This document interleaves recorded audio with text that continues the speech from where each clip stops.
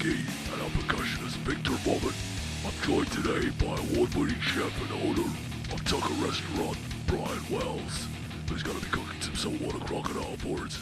Take it away, Brian. Alrighty, today, well, welcome to Tucker. Today we're going to cook a seared sous vide crocodile with a celeriac and fennel remoulade, and we're also going to be having a side of caramelised onion and pear puree. So to start off with, crocodile is going to take about an hour to cook, and we're going to sous vide that. So it's going to be sitting in a water bath, temperature control for about an hour, and we're going to cure it. So curing process usually takes a day, but we're going to show you how to cure it, but we've already got some pre-cured. So what we're going to do to start off with is we're going to do our crocodile. So we've got a crocodile tenderloin. We've just taken the sinew off, and we're going to cure it today in a bit of salt, sugar, and some vanilla bean. So two parts sugar, 1 part salt, and just a little bit of vanilla bean. We're going to scrape out, cut down the centre,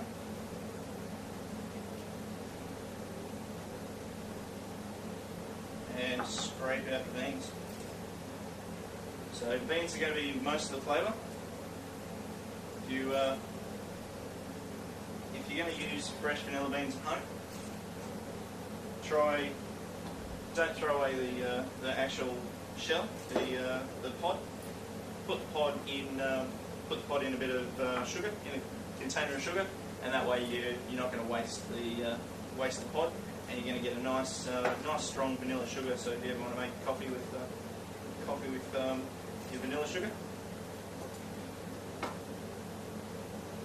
and we're just going to cover that.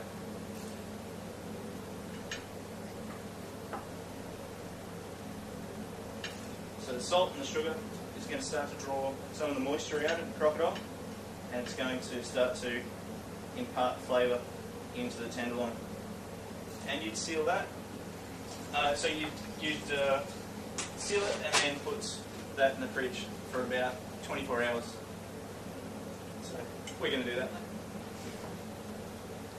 Yeah. So now that we've got that curing, our next step after curing that would be to put it in a temperature-controlled water bath. We cook crocodile at 57 degrees for 60 minutes.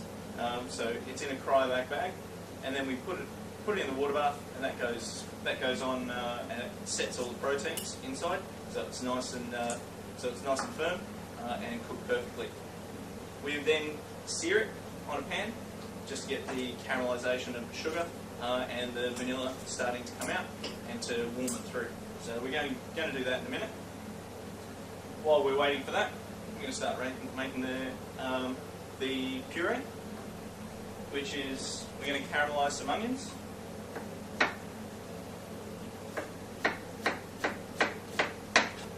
Want to get nice and thin, but you don't have to be too concerned. Chop it.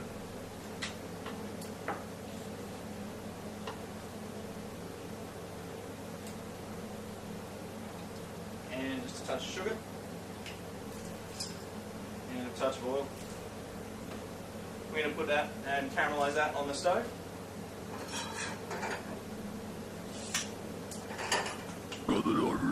That's going to cook for about 5 to 10 minutes on a low heat. Once you start sweating that off, that's going to cook for about 5 minutes or so to get the caramelised texture and flavour. Once we do that, we're just going to cut some pears up.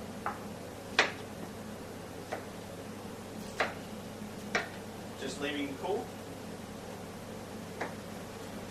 And then just roughly chopping up the pears.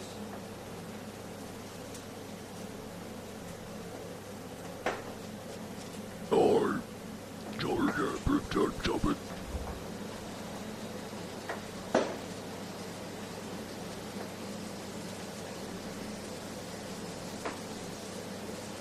So, through the magic of TV, it's been 5 minutes. and we're going to throw the pears in. We're going to sweat that off and just get a little bit of colour into the pears. And we're going to put a splash of white wine, Good. which they've drunk. Tasty. So I've got some.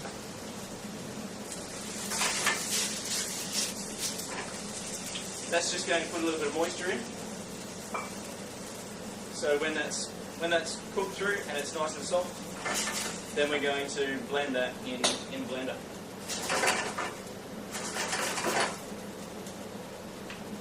Just turning that down to a low, so it cooks out nice and slowly, and the natural sugars of the pears and the onions start to come out, as well as that extra little bit of sugar.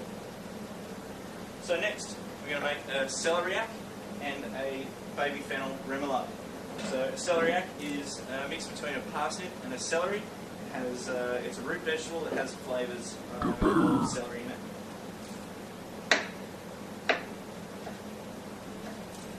You got the knife again.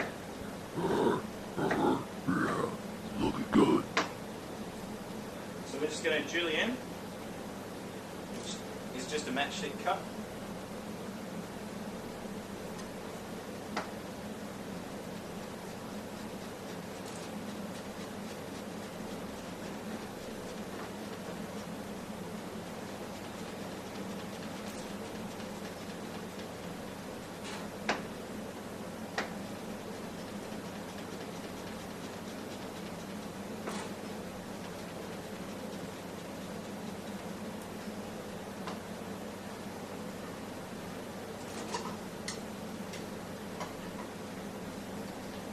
We're going to put a little bit of salt on this.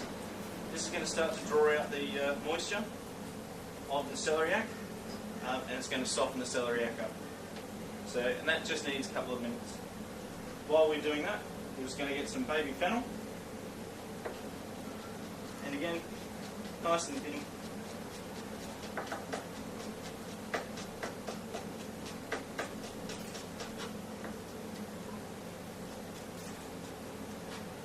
So we're not getting too much flavour. Every time we take a bite, we're not getting too much flavour of each ingredient. So then we're going to we've got a little bit of aioli and some creme fraiche, a touch of salt, some cracked pepper. You can put in a touch of lemon juice if you want to. And we've got some chervil. Chervil's just to add a little bit of colour. It's fairly neutral flavour, so you're not going to change the flavour of the fennel and the celery.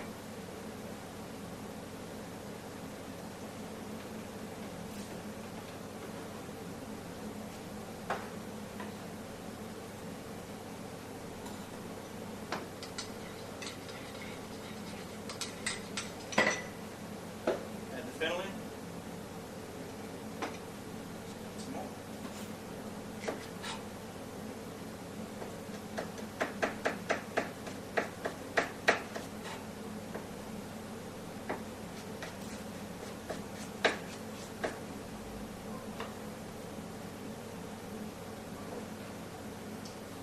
Now that's already starting to soften up, and we're going to start getting some moisture out of it. What we're going to do now is just rinse it off to get that extra bit of salt off. Squeeze it, get most of the moisture out. Yep.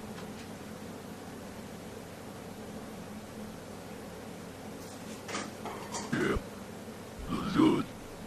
And pat it dry. Tasty. Yeah. If you don't pat it dry, the salt's going to still take more moisture out, and that's going to actually start to make your mix quite wet. And it's going to run all over your plate when you present it.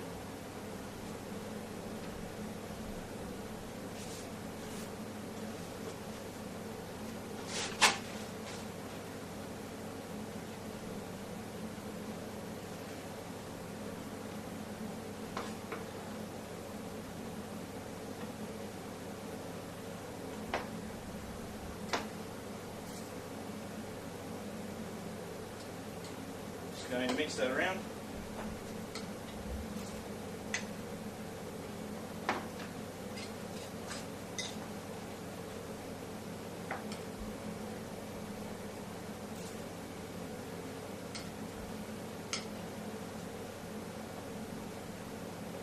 and we're going to let that sit.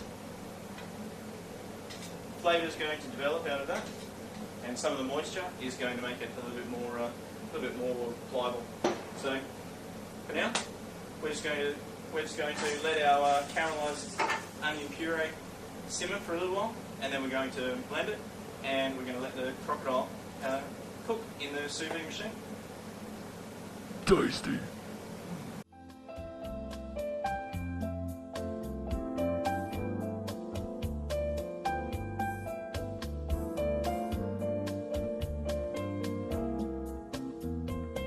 Biggest Rhythm Kings formed in 2010. Basically we wanted to sort of get some of our zombie feelers out there, and we started jamming on some tracks and some things that were close to our zombie hearts.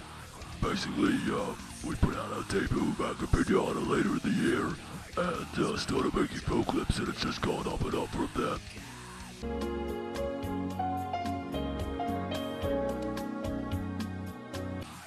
Pinata was released in 2010. We released The Screaming Dead, our second album, in August of 2012. And I'm currently writing some new material at the moment.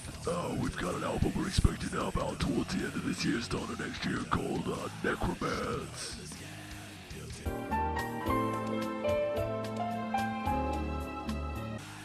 The writing process for us is a pretty straightforward kind of thing. Basically, I'll write all of the tracks and show it to the other guys and run it past our producer, and from there we'll sort of start sitting down with the song models and putting the drums to it and working it out as we go. But it's a pretty straightforward sort of process.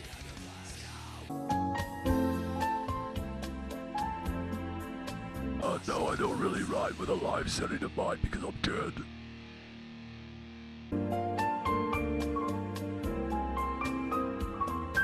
The extreme metal scene over here in Brisbane is fantastic, and Australia in general has an extreme metal scene. It's just fantastic.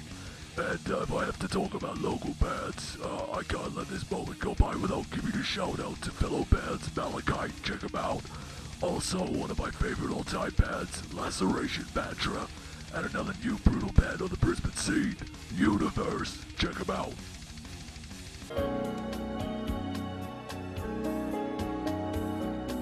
Before we hit the stage, we usually like to have a glass of scotch from the Dead Hooker's Crotch.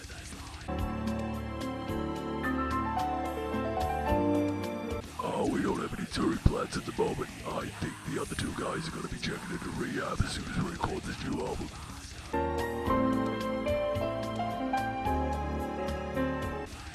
I'm not really allowed to talk about that until after the court case settles. My solicitor said that we can't talk about anything.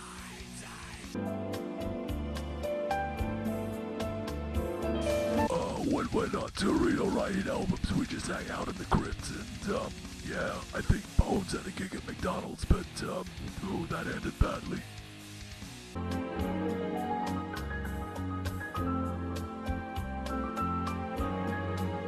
Nude pictures of Beather.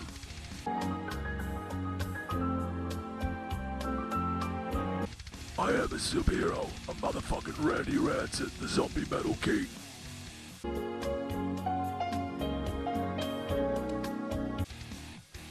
If I was on a desert island with 3 discs, I'd have to take our first album back at Pinata.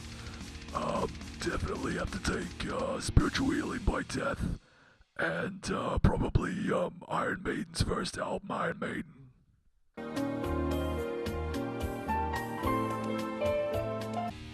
We have no culinary training, that's why we've got Brian doing the cooking.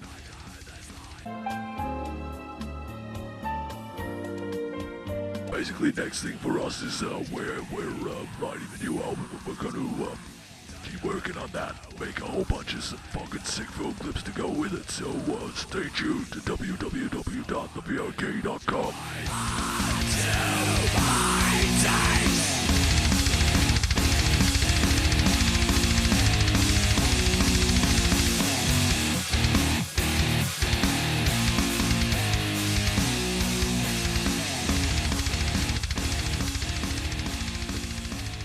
Hey, we're back. It's been 60 minutes, and as you can see over there, Bones has had a little bit too much to drink, and he's having a bit of a rest. So I'll kick back over to you, Brian. Alrighty. Well, we'll see what we can do working in such a mess. So first off, it's been about an hour. The crocodile has been sous vide for 60 minutes, like we said. So now we're going to get one, and we're going to seal it off, and so it's going to have the natural caramelisation, and then we're going to slice it up. The remoulade has sat for a little while, so that's the moisture has started to come out, so it's a little bit more pliable. And we've also blended our caramelised onion and pear puree, so that's ready to go. So we're just going to seal it off, warm the crocodile up. You don't want to serve the crocodile too warm. If you undercook crocodile, it's really chewy. If you overcook it, it's really chewy and dry and too strong. So, alrighty. So, just a touch of olive oil.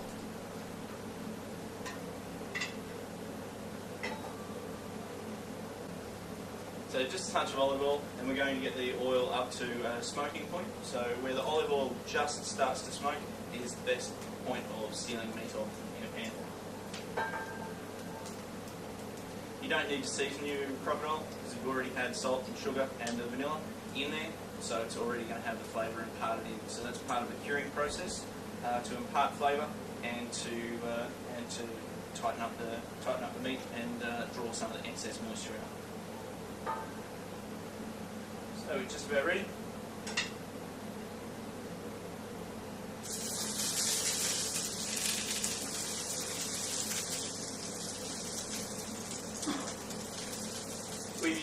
We've previously seared this one, so you get a little bit of a flavour in, just for Magic TV.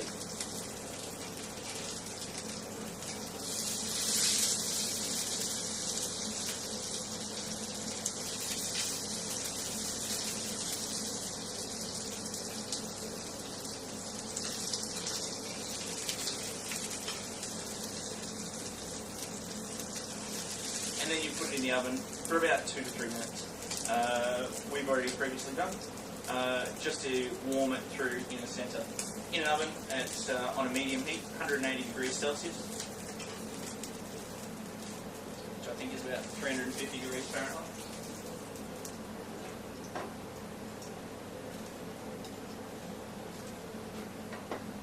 As you can see, it's still nice and pink inside, but that's just the colour of crocodile. Doesn't mean it's undercooked, that just is the colour.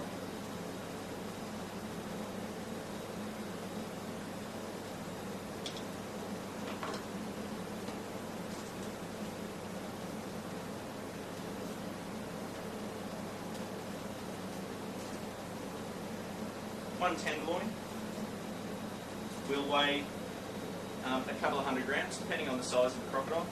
These are 2-year-old crocodiles that are farmed in cans. So we'll serve 2.5 people as a small meal.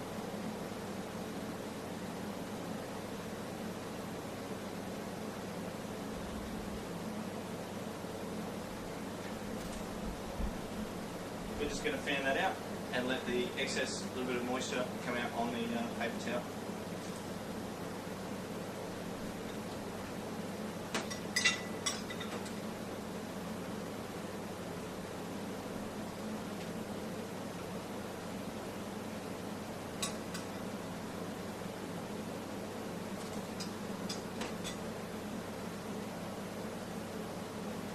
Again, just a touch of sherbet for garnish.